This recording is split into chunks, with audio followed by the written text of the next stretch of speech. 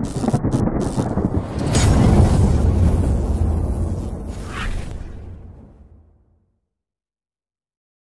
teman-teman, kembali lagi di channel Mabes Anime. Pada video kali ini, saya akan mereview One Piece chapter 976 dengan judul Izinkan Aku Memperkenalkan Diri. Chapter terbaru kali ini dimulai dengan desakan para pengikut Oden yang lainnya agar Kinemon mengakui kesalahannya dalam membaca pesan Tuan Yasue. Karena seperti yang kita ketahui bahwa Tuan Yasue tidak mengganti tempat pelabuhan yang dijanjikan. Sebab dua garis di tubuh ular yang dimaksud oleh Tuan Yasue ialah untuk bersembunyi di balik dermaga luar dari pelabuhan Habu. Akan tetapi, meskipun Kinemon melakukan kesalahan, para pengikut Oden yang lainnya tidak marah kepada Kinemon, karena justru dengan kesalahannya tersebut, rencana mereka berjalan dengan lancar, aman, dan sentosa. Hingga mengelabui Kanjuro yang merupakan sang mata-mata dari Orochi. Kekompakan Akazai Nine dalam hal kesetiaan dan mengemban amanah demi untuk menjalankan dan menunaikan wasiat terakhir dari Kozuki Oden untuk membuka negeri Wano tidak perlu lagi diragukan dan dipertanyakan. Sebab itu dapat dilihat dari keteguhan dan keberanian mereka untuk bertarung hingga sampai tetes darah yang terakhir. Dan sebagai pemimpin dari Akazai Nine, Kinemon berusaha untuk mengobarkan semangat juang para pasukan aliansi untuk memenangkan pertempuran atas nama klan Kozuki.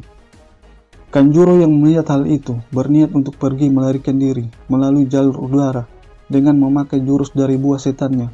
Tapi sebelum ia pergi, Kawamatsu mencoba untuk menyerangnya dan menghentikannya. Namun apa daya, Kanjuro berhasil menangkisnya lalu terbang dengan membawa Momo sambil mengatakan ingin mencari Hiyori untuk dilenyapkan selama-lamanya. Sebelum Kanjuro terbang pergi jauh, Sanji berusaha untuk menolong Momo dengan menggunakan jurus Sgepo. Tapi Kanjuro sudah mengetahui hal tersebut dengan menggambar awan hitam misterius.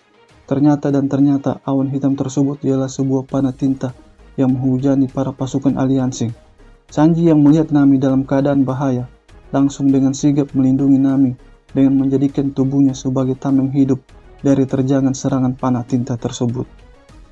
Momo yang melihat hal itu langsung memohon kepada Kanjuro agar menghentikan serangannya, dan walaupun masih anak-anak, dia sudah memahami situasi dan kondisi pasukan aliansi agar tidak mengkhawatirkannya, supaya pasukan aliansi bisa lebih fokus dan konsisten terhadap peperangan yang akan segera terjadi di depan mata, dan ia berjanji akan berhasil lolos dengan kemampuannya sendiri.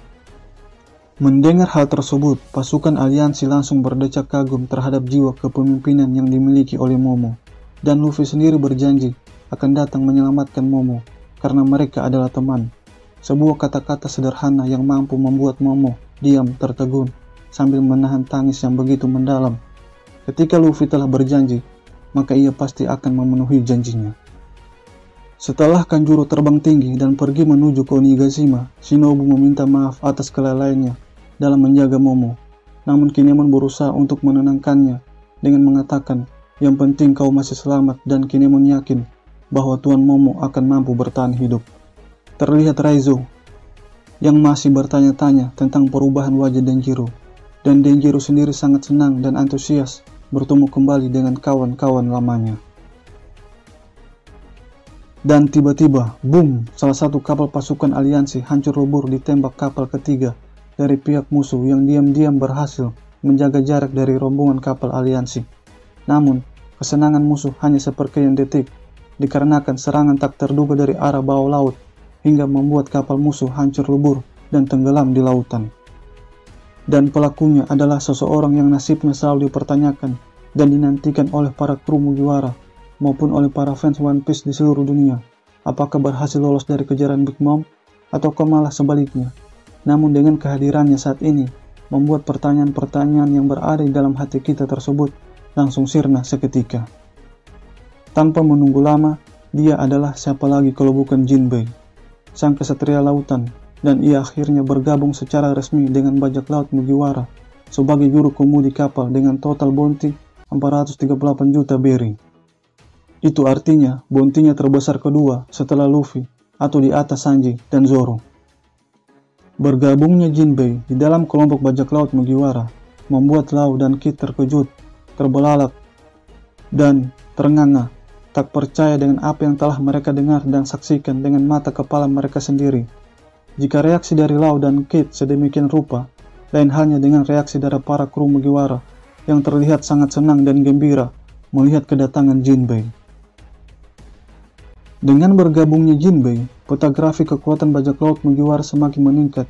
Cuma yang menjadi pertanyaannya, apakah konsep trio monster akan tetap ada dengan diisi Jinbei sebagai pengganti Luffy, ataukah muncul konsep baru, yaitu 3 komandan, seperti halnya komandan para Yonkou.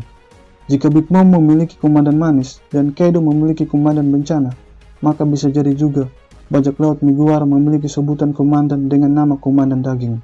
Sebab nama komandan dari bajak laut Big Mom dan Kaido identik dengan ciri khas kaptennya, baik kekuatan buah setannya maupun makanan kesukaannya. Sedangkan Luffy sendiri sangat menyukai yang namanya daging. Apakah itu artinya Luffy akan menjadi Yonkou? Tentu saja tidak, sebab Luffy ingin menjadi raja bajak laut. Adapun penamaan komandan daging, mungkin itu hanya akan dicetuskan oleh armada besar dari kelompok topi jerami.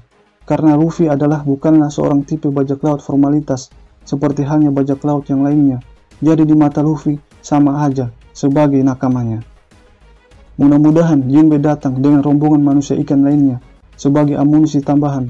Dan jangan lupa juga kedatangan Nekomamushi dengan bala bantuan pasukan dari sisa-sisa bajak laut Shirohige. Semoga kedatangan mereka bersamaan dengan kedatangan armada besar bajak laut topi jerami di waktu yang tepat dan krusial untuk membalikan keadaan. Bagi teman-teman yang telah menonton video ini, kritik dan sarannya akan selalu diterima.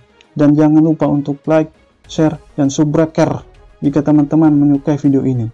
Terima kasih banyak atas dukungannya.